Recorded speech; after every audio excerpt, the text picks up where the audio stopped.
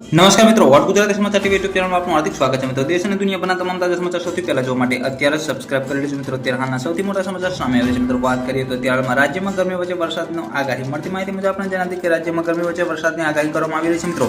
રાજ્યમાં શરૂ થયેલ પ્રો મોન્સૂન એક્ટિવિટી શરૂ થઈ ગઈ છે મિત્રો, જેને પગલે ગાજવીજ અને ભારે પવન સાથે વરસાદની આગાહી કરવામાં આવી રહી છે। જ્યારે મળતી માહિતી મુજબ આપણે જણાવી કે અમદાવાદ અને ગાંધીનગરમાં વરસાદની આગાહી કરવામાં આવી છે મિત્રો। આ ઉપરાંત દક્ષિણ અને મધ્યમ ગુજરાતમાં વરસાદની આગાહી કરવામાં આવી રહી છે। મળતી માહિતી મુજબ આપણે જણાવી કે તેમજ હવામાન વિભાગે આણંદ, ભરૂચ, સુરત તથા નવસારી, વલસાડ, દાહોદમાં વરસાદની આગાહી કરવાની વ્યક્ત કરી છે। ગત માહિતી મુજબ આપણે જણાવી કે 24 કલાકમાં તોફાન સાથે વરસાદ પડશે। પરેશ ગોસ્વામી એવી આગાહી કરી છે મિત્રો। ગત માહિતી મુજબ આપણે પણ જણાવી કે પરેશ ગોસ્વામીનું કહેવું છે કે આ વખતે ચોમાસું વહેલું આવી શકે છે।